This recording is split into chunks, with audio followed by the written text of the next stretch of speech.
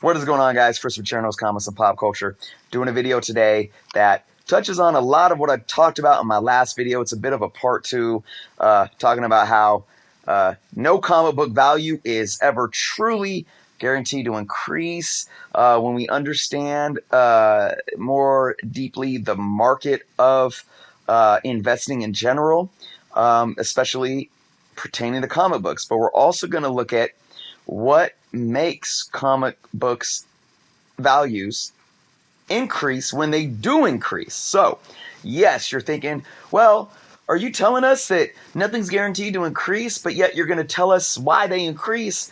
Yes and yes to all of these things, because obviously, comic books in general, especially when you talk about key comics, there is return on investment that is extremely feasible. But why comic books increase is not just due to one thing. There are many, many variables. So, as I said yesterday in my video, I really touched on the aspect of how nothing is guaranteed. There's always a risk. But when we look at the reasons why, especially if we're wanting to invest, right? So we have a certain amount of money that we want to invest in some books, in some key books. And we want to know, is this a sound investment, even though there's a risk because of this, and this variable? And those variables could be, well, is there movie hype around it? Is it just a key book that has the first appearance of a character that's been around for a long time, regardless of movie hype? And I almost said my point right there. Those are two different variables. And the main thing I want to get across to everyone is this. Movie hype is not the only reason why comic books increase in value. And you have to understand this too. Movie hype is good for a short-term bubble that could last long-term, and I'll dive deeper into that, and I have touched on that in the past as well.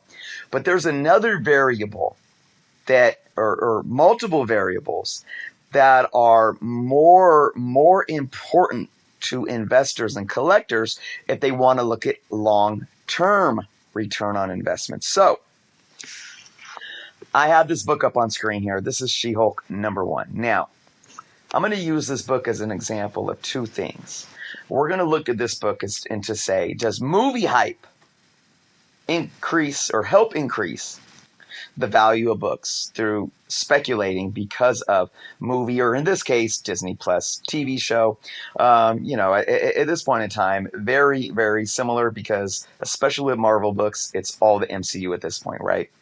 So we're gonna answer the question, does movie hype really impact books? But then we're gonna answer the question too about what else. Do books actually increase in value without movie hype? So with that being said, let's take a look at this book, okay? We're using coverprice.com here. Big shout out to them. I did a video on them sometime back about pros and cons of Cover Price. Go check that out. I've been really enjoying the bulk of Cover Price. There are some things that are a bit problematic in terms of using it as a resource, but I've actually gotten feedback from the company themselves stating about all these wonderful changes that they will be making in the future. But with that being said, let's pull up some sales data on this book, guys. Savage She-Hulk #1, 1980, guys. This is the first appearance of She-Hulk.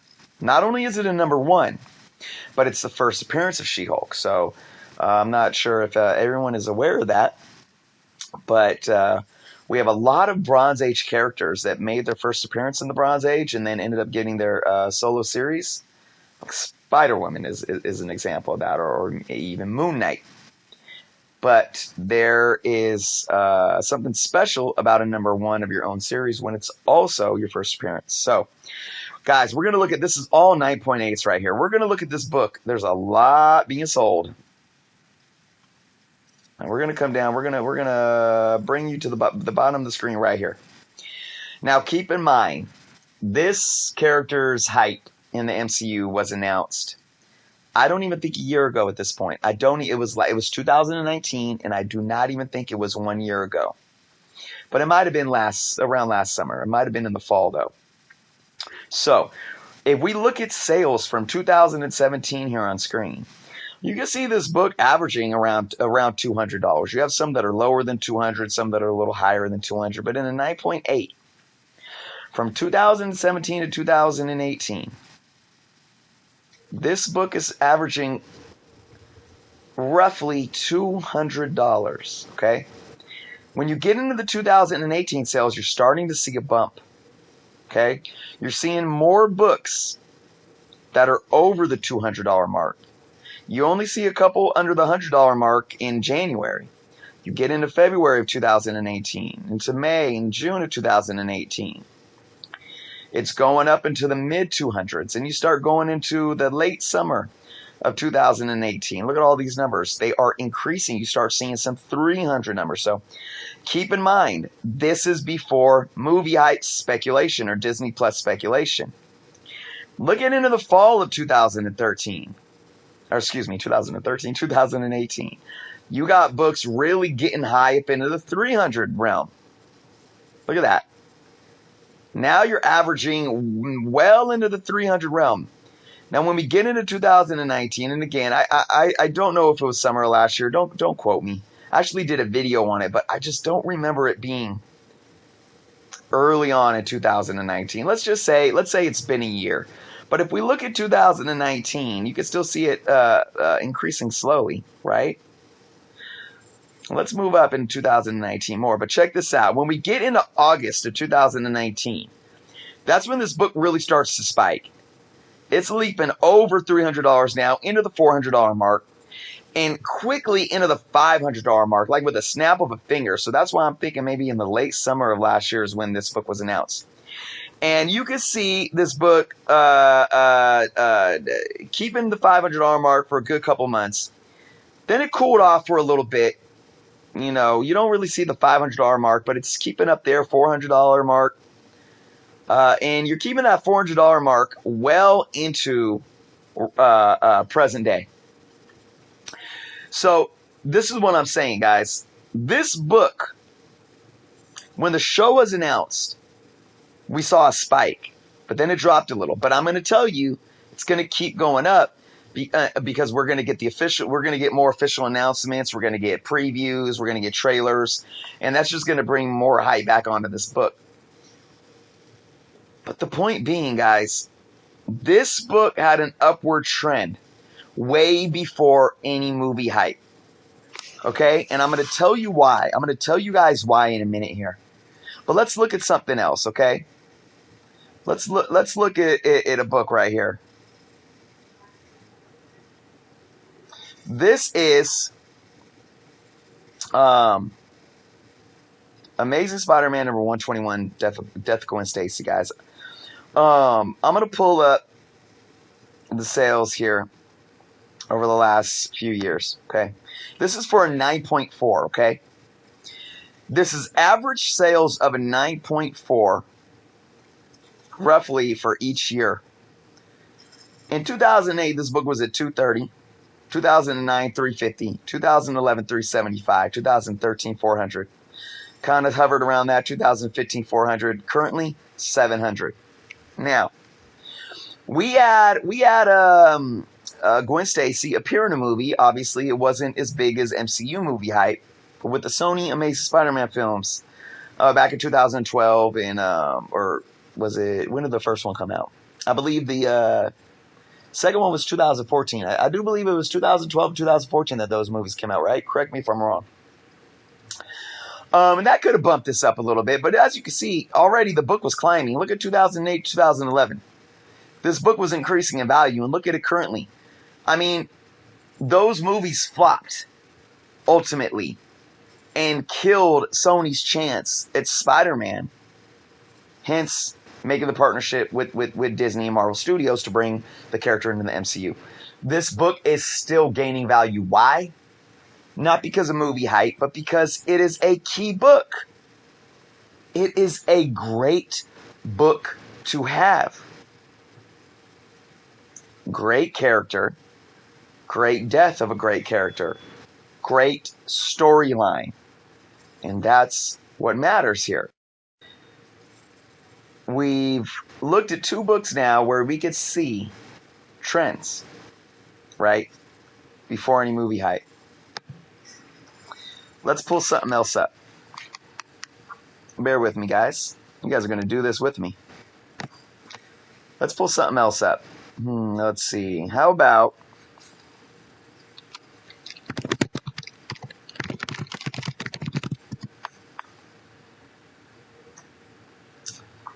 let's pull up Werewolf by Night, Volume 1. Comic book realm here that I'm using. I love using comic book realm. You do have to pull up each run by their run, and then you got to single out the issue. Hold on 1 second. Okay, so we're gonna pull up Werewolf by Night, number 32, first appearance of Moon Knight. Now we know that there's obviously Disney Plus MCU hype around the character, but let's look at this. And I don't see the thing with comic book realm that they do, or that they don't do, that say like Cover Price does, is their updated stats are a bit delayed.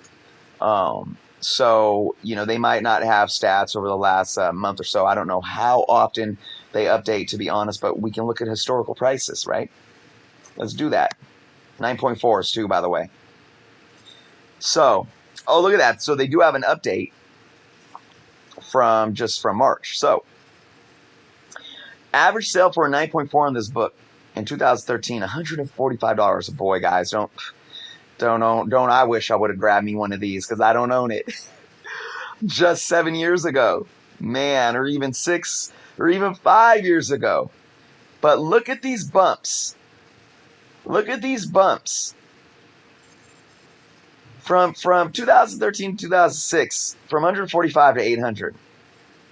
200 to 800 in a matter of a year and a half. And then, of course, from 2016 to 2020, $1,000. And then currently $1,200. Now, movie hype with this character, was it released last year as well? I don't know off the top of my head. But,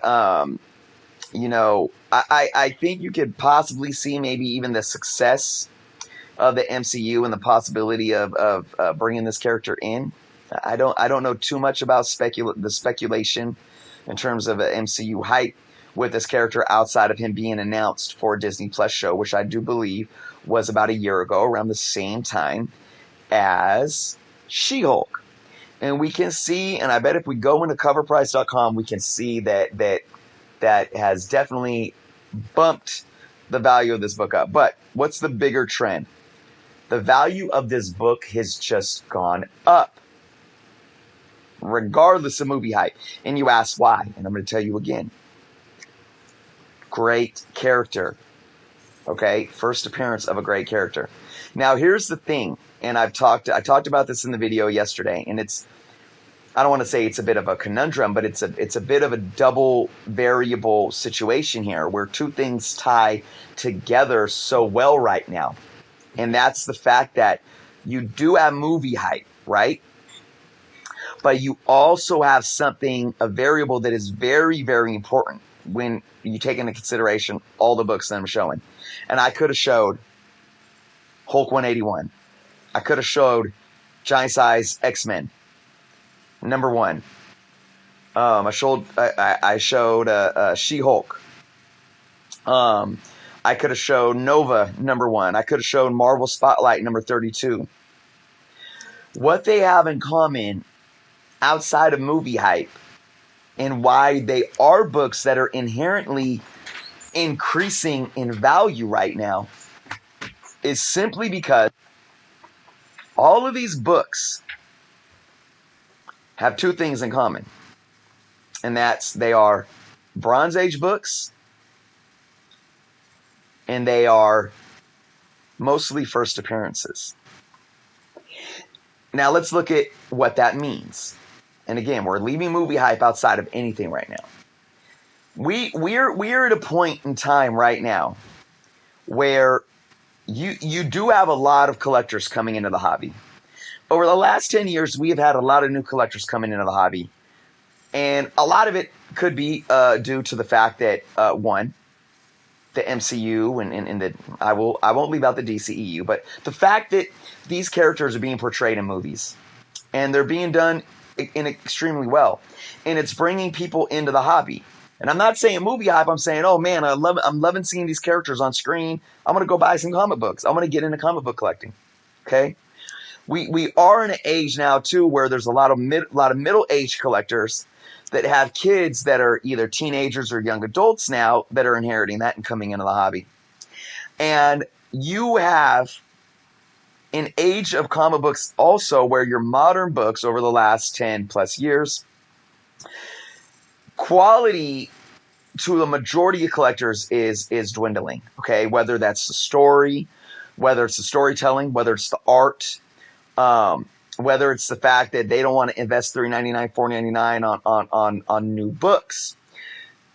All that this makes for Bronze Age books to be prime for collectors that say, look, okay, I want to collect in something that has feasible value, that has feasible, solid storyline and character arcs, and that really means something to the history of the hobby, and when specifically looking at investing and speculating for a return on investment. Where you can look at Silver Age books, and what are those books to a lot of collectors and a lot of new collectors? They are out of reach.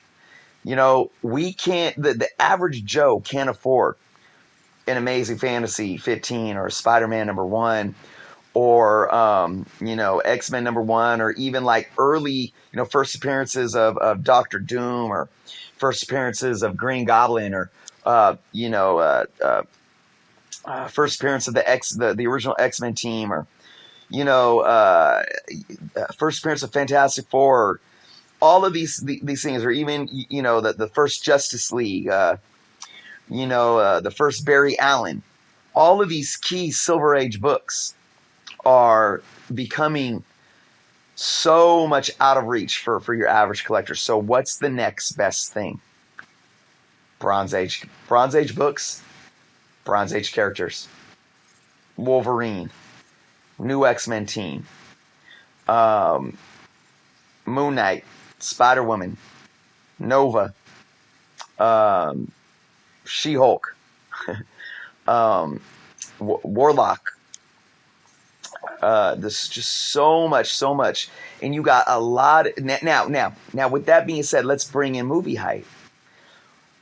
Movies are taking a lot of characters and story arcs from the Bronze Age. So really, guys, my point here is this, and I'll wrap this video up stating this. Movie hype is only one element of why books are increasing right now. Okay? The one different thing about movie hype is if you look at if there's movie hype around modern books, okay, most likely those bubbles are going to pop easier. And I'm not saying they're going to pop and they're going to burst and the book's going to be devalued like your Ultimate Fallout #4 with Miles Morales right now. That book is a huge bubble right now. That bubble's going to pop, but that book is ultimately going to continue to increase in value even if the bubble does pop. It might just dip off a little bit, and then we'll see that solid trend upward. These Bronze Age books that I use as an example have continued to trend upward regardless. And as long as the market stays healthy, as long as us collectors continue to collect the way that we're collecting, regardless of movie hype, these are books that are going to continually and gradually increase over time, with or without movie hype. So that's the moral of my story here, guys. Movie hype is one element, but don't get caught up on movie hype to be the reason why you should invest in any specific book whatsoever. And if you want to look at books because of movie hype, just be careful. As I always say, be careful, do your research. And I always say, it's good to You know, it's good to do it before the official announcements. Like with Spider-Woman right now, I said, hey, Spider-Woman, if you could find a Marvel Spotlight 32 for under $100 in a decent mid-grade, go for it right now. Because all we know is that there's talks to bring her into Disney Plus or the MCU. Nothing's concrete. She-Hulk's a little different right now because it's concrete. Yes, we are having a She-Hulk Disney Plus film. So it's tough, but you know, hey, if you can find a mid-grade She-Hulk for $100 or cheaper right now, shoot, I wouldn't steer you away from that whatsoever. But that's my tidbit of advice, guys. So again, when we look at reasons to invest in books because we want to be mindful of return on investment, don't get caught up in movie hype.